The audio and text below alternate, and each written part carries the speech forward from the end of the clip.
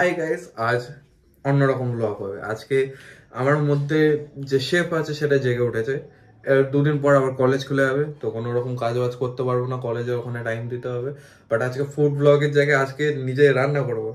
Thank you, class করতে হবে না। বাট হ্যাঁ, খুব একটা জিনিস না, আমার মা রোজ না হোক প্রায় বানায়। সেটা হচ্ছে একটা সিম্পল পায়েস।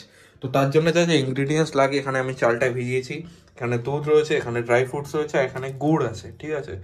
তো শীতকালে গুড়ের পায়েসটাই প্রেফারেবল, কারণ চিনি বা যে মিষ্টি দিয়ে মানে সেটা তো আমরা সারা বছরই পাই, বাট গুড়টা শীতকালে পাওয়া যায়। তো আগে আমি প্রিপারেশনটা করি, তোমরা দেখতে থাকো। এবার আমার রেসিপি দেখে যদি তোমরা ট্রাই করে বাড়িতে করতে যাও, সেটা ভালো হবে কিনা সেটা গ্যারান্টি আমার না। খালি এটা দেখতে আসছো, আজকে এন্টারটেনমেন্ট হয়ে বাড়ি যাবে, একদম এইটুকু শিওর। আর ভালো লাগলে লাইক আর কি যেন করে, কি করতে কি ইনফ্লুয়েন্সার আমি ভুলে গেছি, সাবস্ক্রাইব, লাইক আর শেয়ার, হ্যাঁ এটাও করতে হয়। তো ওটা একটু করে দিও, ঠিক আছে? না করো না, ভুলে গেছো, ঠিক আছে। হতে পারে আমিও ভুলে যাই, যেমন পরীক্ষায় লিখতে গিয়ে ভুলে গেছি, সব আলাদা ব্যাপার, ঠিক আছে। তো কন্টিনিউ করা যাক, আমি দেখাচ্ছি তারপর। তো এবার আমি এখানে কিছুটা ঘি নিয়েছি, এখানে আগে একটা ট্রাই করে নিয়েছিলাম চালটা, তো দেখছো এখানটা বেশ ট্রাই হয়ে গেছে এখানে। এবার এই ঘিটা আমি দিয়ে দেবো। এবার আমাকে একটু মাখাতে হবে জিনিসটাকে হাত দিয়ে, চামচ দিয়ে তো হয় না, না চামচ দিয়ে বিরিয়ানি খাওয়া হয়, না কিছু মাখানো হয় ভালোভাবে।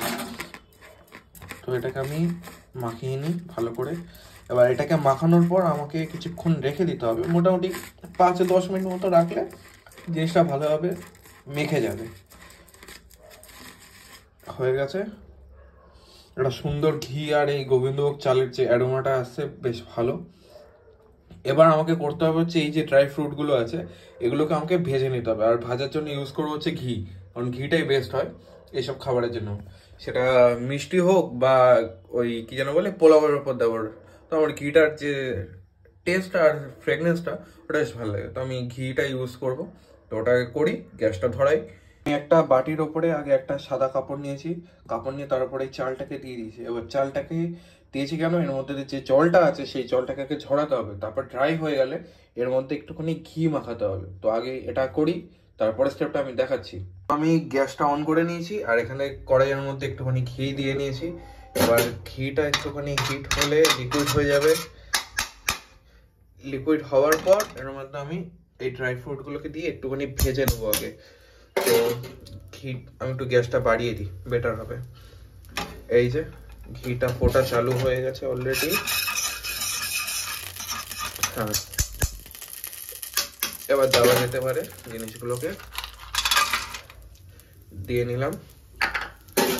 এবার একটুখানি এটা হাতা খুন্দি চালাতে হবে, রান্নাবাটি খেলার মতো। একটুখানি করে নিই আগে, এটাকে একটু লাল লাল হওয়া অবধি আগে ভাজি, ভেজে তারপর আবার দেখাচ্ছি কি করতে হবে। আর হ্যাঁ, তোমরা যদি চাও চিকেনের কোনো আইটেম, মানে যেটা একটু হার্ড হোক, ঠিক আছে, লাইক চিকেন কষা বা কড়াই চিকেন বা বাটার চিকেন, তো এই ভিডিওটা যদি যদি 50 লাইকস করে দাও, আর হ্যাঁ 50 লাইকস, বেশি কিছু না, 50 লাইকস যদি করে দাও, ফর শিওর আসবে ভিডিওটা, সাথে ফুড ব্লগও আসবে কিছু নতুন।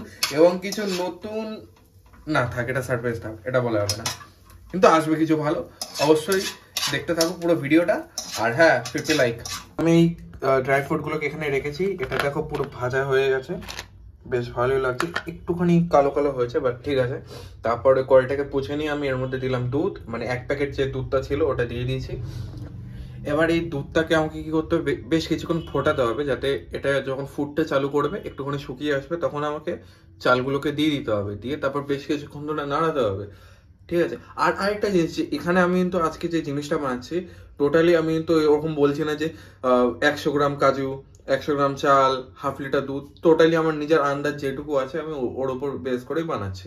তো আমি কোনো প্রফেশনাল না। এবার আমি আগে বানিয়ে দেখি এটা কি হবে, আমি ওর জন্য আজকে অল্প করে বানাচ্ছি।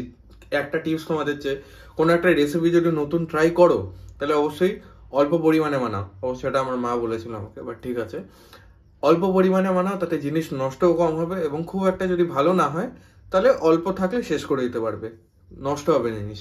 খাবার জিনিস নষ্ট করবে না। এমনি তোমরা রেস্টুরেন্টে খেতে গেলো, যেটুকু পারবে ওইটুকুই নেবে। অনেকে কি করে বেশি বেশি খাবার নিয়ে নেয়, হয়তো বাফেট রয়েছে বা কোনো বিয়ে বাড়ি, অনুষ্ঠান বাড়ি, খেতে পারবে না, থালার মধ্যে এতগুলো খাবার পড়ে থাকবে, সেটাকে ধরে ফেলে দেয়। কেন ভাই? তো তোর কাছে একটা লাক্সারি রয়েছে, একজন খেতে পারছে না, তাদেরটা দেখ, তা না করে ওরকম খাবারগুলো নষ্ট করে। আই হোপ তোমরা করবে না, জানি করবে না। দুধটা তো বসেইছে, এবার গরম হোক তারপর দেখাচ্ছে। এখানে এই ফুটছে এখন এটা, আর এরপর আমাকে দিতে হবে হচ্ছে এলাচ। এলাচটা দিলে যে একটা ফ্লেভার আসে ওটা ভালো লাগে, সেটা এলাচ চায়ে দিলেও ভালো লাগে, পোলাওতে দিলেও ভালো লাগে, বাট বিরিয়ানিতে না। বিরিয়ানিতে এলাচ মুখে বললে ডিসগাস্টিং লাগে পুরো ভাই, না। বাট এটা আরেকটুখানি ফুটুক, তারপর আমি এলাচটা দেবো, তারপর ওটা আরেকটুখানি ফ্লেভারটা ছাড়লে তারপর আমাকে দিতে হবে হচ্ছে ড্রাই ফ্রুটগুলো, তারপর লাস্টে দেবো হচ্ছে গুড়টা। আরেকটা জিনিস সেটা হচ্ছে আমার কাছে আজকে নেই, সেটা মিল্ক মেড বা কি বলে ওটা, কন্ডেন্স মিল্ক বলে হয়তো, এরকম টিনের যে কৌটোগুলো পাওয়া যায়, আমুলের হোক বা যে কোনো কোম্পানির হোক, ওই মিল্ক মেডটা নামানোর আগে যদি দিয়ে কিছুক্ষণ নাড়ানো হয় তাহলে ওটা একটুখানি থিকনেসটা বাড়ে আর একটুখানি ক্রিমি হয় ব্যাপারটা। বাট আমার কাছে আজকে নেই সেটা, তো এর জায়গায় অনেকটা আমি মাকে দেখেছি গুঁড়ো দুধ ইউজ করতে, মানে পাউডার মিল্ক যেটা হয় সেটা ইউজ করতে পারো। এবার এটা মায়ের টিপস অ্যান্ড আমার ক্রেডিট না এখানে, ঠিক আছে? তো আমি ওইভাবেই বানাই আপাতত। এখনো ফুটছে, এবার দেবো আমি। এখানে দুধটা বেশ ভালোই ফুটে গেছে, ধোয়া ছাড়ছে। এবার এর মধ্যে আমি দিয়ে দেবো হচ্ছে এখানে রাখা চালটাকে। আচ্ছা, এই গুড়টা আমি বার করে নিয়েছি বাটিতে, যাতে ঢালতে সুবিধা হয়। তো এবার এই চালটাকে আমি আগে ঢেলে দিই আস্তে করে। চলে গেছে। এবার আমাকে একটুখানি হাত দিয়ে এটাকে করতে হবে, কিছুটা লেগে আছে নিচে, এই জিনিসটা হয়ে যাবে। হ্যাঁ, এই তো। দাঁড়াও, আমি এটাকে ঢেলে তারপর আবার শুট করি। এখানে এলাচগুলোকে একটুখানি কেটে নিয়েছি, নিয়ে এবার আমি জানি না এটাকে কাটতে হয় কিনা, বাট আমার যেটুকু বুদ্ধি আছে ওটা বললো যে কেটে নে, তো কেটেই দিলাম। তো কেটে এটাকে আমি এখন দিয়ে দিলাম ওপরে, দিয়ে এবার রাখলাম। এবার আমি জানিও না যে এই এতটা দুধের জন্য এই 3 পিস এলাচ এনাফ কিনা, দেখা যাক। প্রথমবার বানাচ্ছি, কোনো আইডিয়া নেই। আচ্ছা, হতে দাও। তারপর এরপরে যেগুলো একটা একটা করে অ্যাড করছি দেখাতে থাকবো, দেখতে থাকো। তো দুধটা এখন অনেকটাই বেশ ফুটে গেছে। এবার আমি যে বাটিতে গুড়টা আছে সেটাকে আমি ঢালবো। এবার আমার কাছে এখন নেই ট্রাইপড, আমি খুব জলদি কিনছি ট্রাইপডটা, তো আমাকে এরকম একটা বাটির ওপর রেখে ভিডিও করতে হচ্ছে, ঠিক আছে? খুব জলদি আসছে ট্রাইপড, বাট আপাতত এটাকে আমি ঢালি। আচ্ছা, এই অ্যাঙ্গেলটা ঠিক লাগছে না, আমি ঢালার টাইমে দেখাই।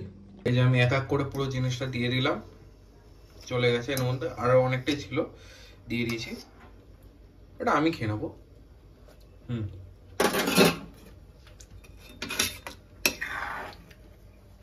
এটাকে আমাকে আস্তে আস্তে একটু একটু করে নাড়াতে হবে, ঠিক আছে?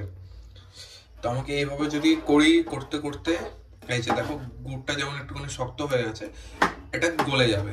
গললে তারপর ওই যে ব্রাউন কালারটা আসে, ব্রাউন কালারটা তখন চলে আসবে। একটা ভালো গন্ধ ছাড়ছে, ভাল লাগছে বেশ। আমার তো মনে হচ্ছে ব্যাপারটা জমছে বেশ। তোমরা যদি 50 লাখটা করে দাও তাহলে কিন্তু আমি চিকেনে কিছু একটা আইটেম বানাবো। মা রাগ করবে বলতে গেলে হচ্ছে রান্নাঘর যেন নোংরা না, মার কথা হচ্ছে এটাই। তো ঠিক আছে, আমি ওটা ম্যানেজ করে নেবো, ওটা কোনো কথা না। বাট 50 লাইক ওটা হলে শিওর করব, পাক্কা, যাই হয়ে যাক না কেন।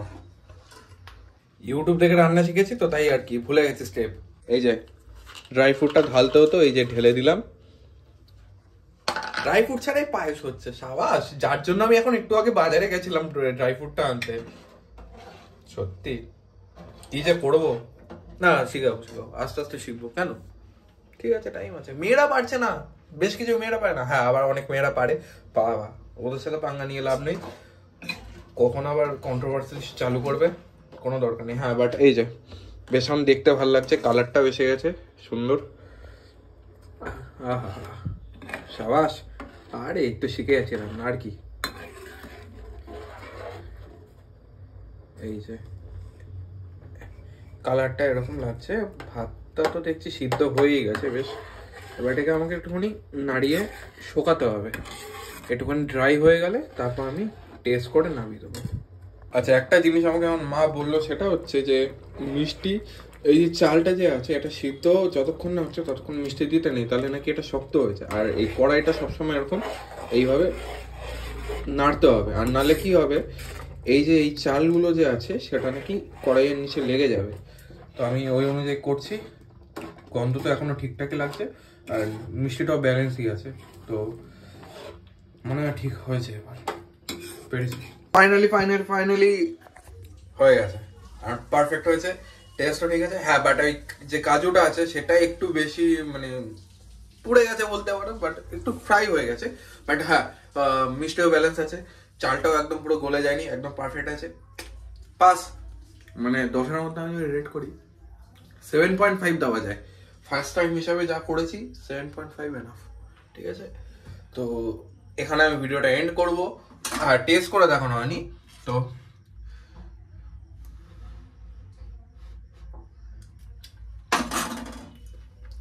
পারফেক্ট, কোনো কথা নেই, দারুণ। তো আমি ভিডিওটা এখানে এন্ড করব। যদি এত অবধি দেখে থাকো খুব থ্যাংক ইউ। তো খুব জলদি আবার ব্লগ আসবে, বা ফুড ব্লগও আসবে, নর্মাল ব্লগও আসবে, অন্যরকম কিছু আছার প্ল্যান তো রয়েছে, বাট ঠিক আছে ওটাও আসবে। আর লাইক শেয়ার সাবস্ক্রাইব একটু করে দিও, কি আছে, ফ্রি তো না। চলো টাটা।